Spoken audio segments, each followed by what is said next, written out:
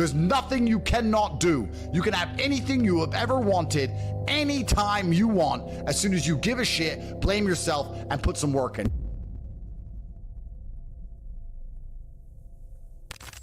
Your mind must be an absolute monarchy. I cannot remember the last time I won anything unless I was winning by force. You do not win. There's no easy ride to the end. You're only ever going to win by force. Your mind must be an absolute monarchy where your commands are instantly obeyed and you instantly comply with your own mind. If your mind says, I'm going to train today, your body must instantly comply with the overlord, the absolute monarch, which is your intention, because it is intention which matters above all things. You know, people talk about motivation all the time, and I'm tired of getting asked this fucking question. Let me explain something to you about motivation. If you felt like doing something and you didn't do it, you were never motivated. And if you didn't feel like doing something and you still did it, then you were motivated. How you feel has absolutely nothing to do with motivation. Motivation can be measured purely by the action in and of itself. Did you take action? Did you do what you were supposed to do? If so, you were motivated enough to do it. Even if you didn't want to do it, even if you hated the idea of doing it and was resentful about the fact you had to do it, that is motivation. Because action itself. Because when you look at words like procrastination, they give big fancy titles for this. What procrastination is essentially is wanting and needing and knowing that you must do something and disobeying yourself. I'm dehydrated, I'm going to drink this water. You know what? Your brain knows you need to do it. I know I need to do it. I'm thinking I need to do it, and I just don't. That's the most ridiculous thing in the world, because if you can't listen to yourself, how do you expect anyone else to ever listen to you? How do you expect to ever be the boss of anyone else when you tell them what to do? They're going to obey you, which is necessary to run a family, to run any small to medium-sized company, to have, I guess, any real level of success in the world. If you can't listen to your own commands, you have no chance of having authority over everybody else, because people can smell it. They can tell a dosser when they see one. And I think men at home today need to be absolute monarchs over their lives. And this is actually a fantastic way to measure your capability as a man and your ability to get people to believe in you and your leadership. Let's imagine this. You're an absolute monarch of your life. You say what you want to do, you say how you want it to be, you say how you're going to live, you get it done. If a woman decides to stick by you with your absolute instruction and command, then she believes in your leadership. You have shown and demonstrated enough capability, perspicacity, indefatigability for her to sit at home and think, I want to follow this man wherever he is leading me. If she leaves you because you are not bending or breaking to her will, because it is an absolute monarchy that you own, that she is living within, then you're going to find yourself very, very lonely. So a great way to measure your capability as a man is to wake up and say, this is the life I want to live, this is how I'm going to live it, this is what I'm going to do, and see who's sticking around beside you afterwards. See which women are still there for you when you make it very clear how you intend to live your life.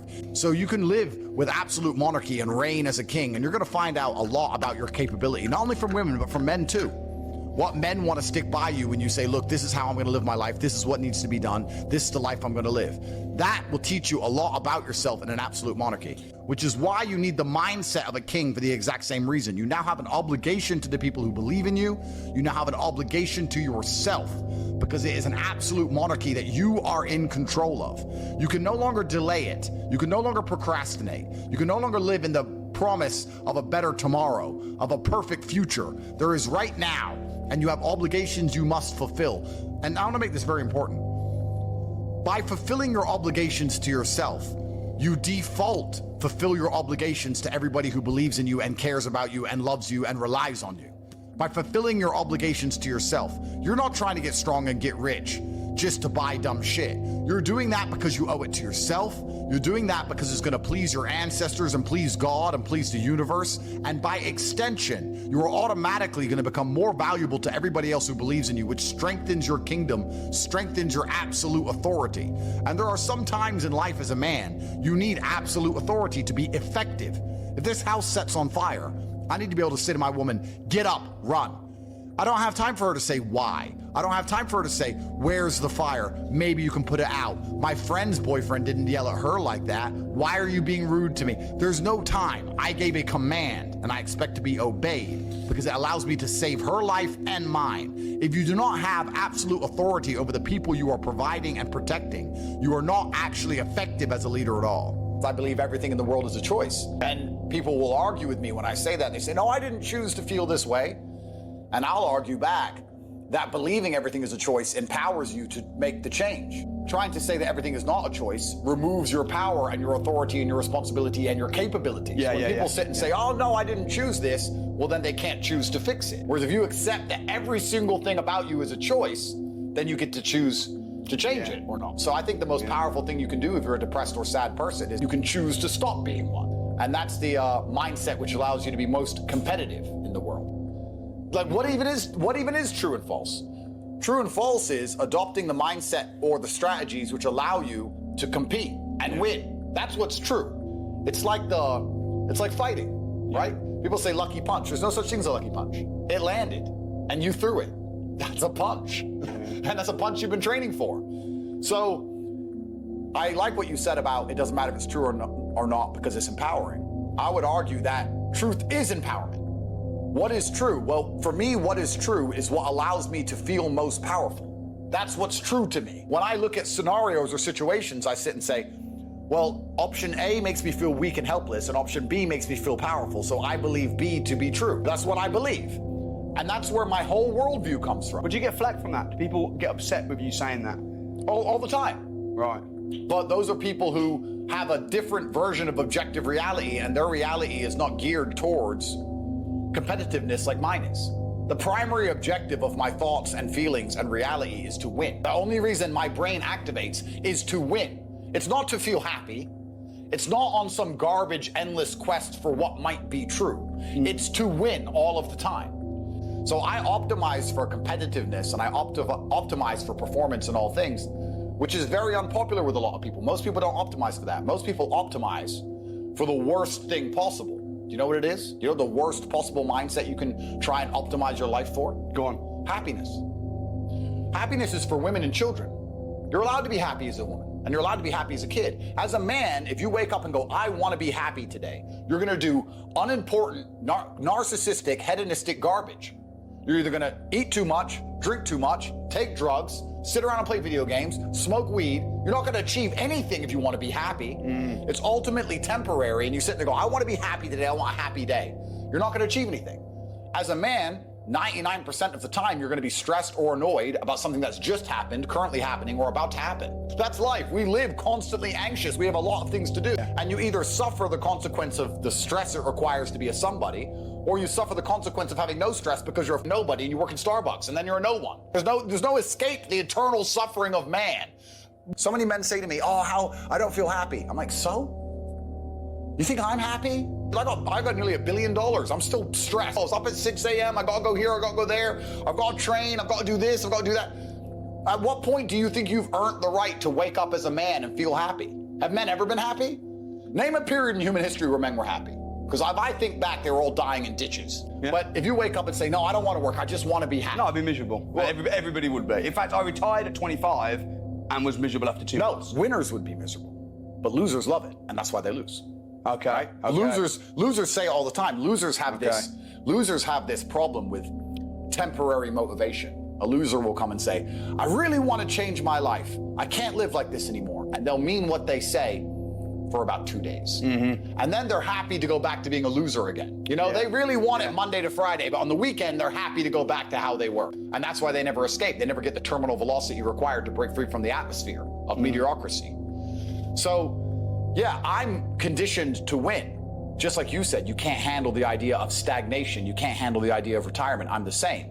But I'm not going to lie and pretend that that mindset means I live stress-free. In fact, I would argue that I adopt endless stress all of the time because I'm looking for problems to solve, because I'm looking for money to make. I'm looking to win. So there's a competition. Everything I want, someone else wants. I have to beat them. Let's apply that to mentality. You're not going to argue with yourself about what mentality you should have or how you should implement a mindset to be most combatively effective and what's going to make things work the best. If you're already working the best, you're not going to doubt your mind if you're already massively successful in all realms. The reason none of my enemies can convince me the way I think is wrong is because I outperform them. How can you tell me that my mindset is wrong and the way I think and act is not the correct way to be a man if I ruthlessly outperform everybody at everything? I'm better under stress, I'm more successful, I'm more well-known. Why would I want the mentality of these little trolls who nobody even knows who they are? They're insignificant nobodies. Why would I want to adopt the thinking of sad losers when I can be a competent, capable, and happy winner? And this is extremely important, but let's keep it on the mindset here. If you start to succeed in the way you need to succeed, you will no longer doubt your thinking patterns. If the way you thought and the way you felt, even if it was negative and sad, even if it wasn't a positive feeling, was giving you the results that you wanted, you would still want to retain that mindset. This is extremely important. You know, people ask me for advice and they say, Andrew, what should I do here? And I'll answer it and they'll go, but I don't think that would work because of this. Since when is this a conversation? Since when is it? You asked me how to get rich. I told you how to get rich. Now you're telling me that I'm wrong while you're broke and I'm rich. This is not a conversation. You were blessed by an answer. You should thank God I even wasted my time on a lazy loser like you who's not going to take any action despite the fact I gave them the exact path to monumental riches and capability. Guys, I am sick and tired of being asked the same questions in different various forms that lead to the exact same answer, which is get something done. Get up and give a shit and actually try and actually care.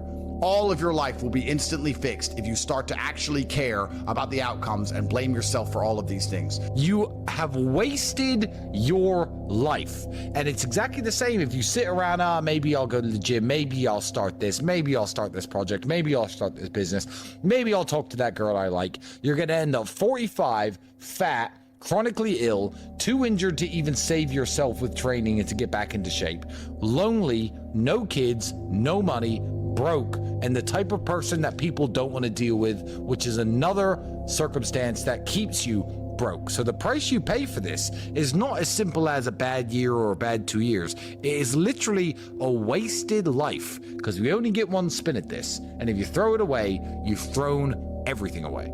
There's nothing more beautiful than absolute accountability as a man.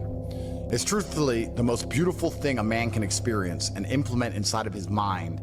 Absolute accountability for all things, both the good and the bad, to blame absolutely everything on themselves. I promise you, if you stop making excuses, you stop waiting and praying for some kind of better future, and you wake up every day and say, all of the good in my life is my fault, and all of the bad in my life is my fault, and I'm the only one who can fix this. It's never going to get better by itself. It's never going to be fixed by anyone else. It's never going to be easy. I have to win by force. I must force myself and my mind to brutally perform. There is a degree of comfort that comes when you understand that the power is within your own hands.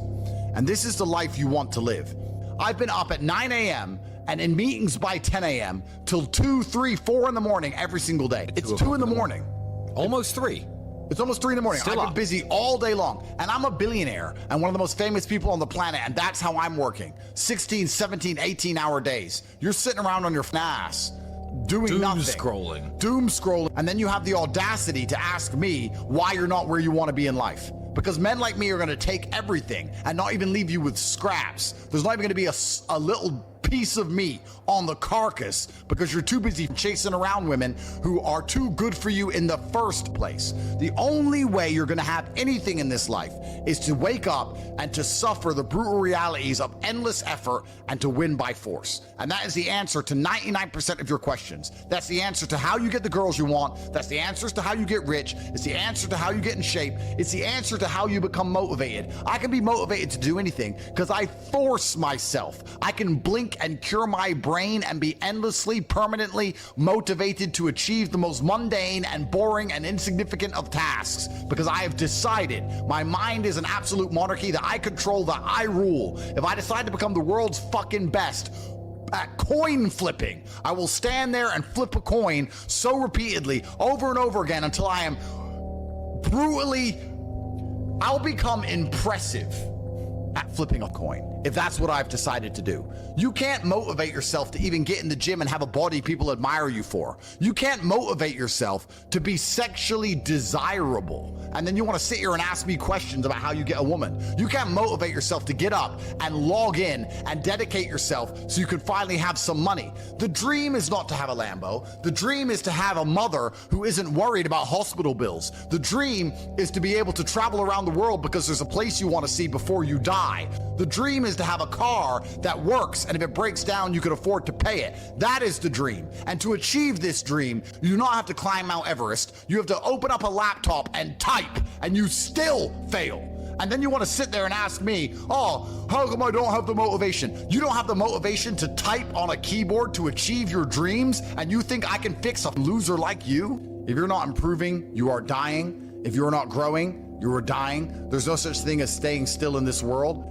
Isn't it beautiful for a man to turn up, try his absolute best, or otherwise, attempt to try his best, and be completely responsible for the results, to get the benefits of a positive result and all of the negatives of a less than perfect result? There is nothing better as a man than to turn up and get a fair shot. That's exactly what you should want. You should want as a man to be judged for who you are and what you're capable of, with no sugarcoating, no positive spin because you know somebody. You want to just say, here's who I am, this is what I can do, give me a fair chance. You want a fair chance in life, and you want to be the kind of man who says, if I have a fair chance, I'm going to win because I believe I can work harder than everybody else. There is nothing better than turning up, putting on gloves, even if you've never fought before in your life, and showing that you have the grit, because you can only win things in life by force. This is a mentality decision. This is a chance for you to prove to the world that you never quit, that you never give up. This is a test to see who's a quitter and who's a winner. And this is why I said at the beginning, the only way I have ever won anything in my life is by force. The only way I have ever succeeded in anything in my life is by force. It's all I know how to do. It is all I have ever done, is to look at the insurmountable task ahead of me, to look at the large, huge mountain which has never been climbed before, and one step at a time, with an iron mind which will not bend, which will not break, remaining completely unfazed, put one foot in front of the other until one day I wake up and I'm at the top of the hill. There is no easy way to get anything else done ever. But perhaps, maybe, all of this is just a form of procrastination. It's a form of copium. It's a form of self-explanation where they can try and talk their way out of the brutal reality, which is work. People ask me, how do you get rich? You do this and you work.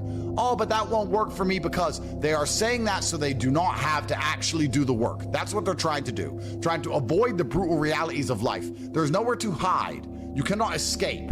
The only thing that is guaranteed in this life besides death is constant, endless, never-ending work.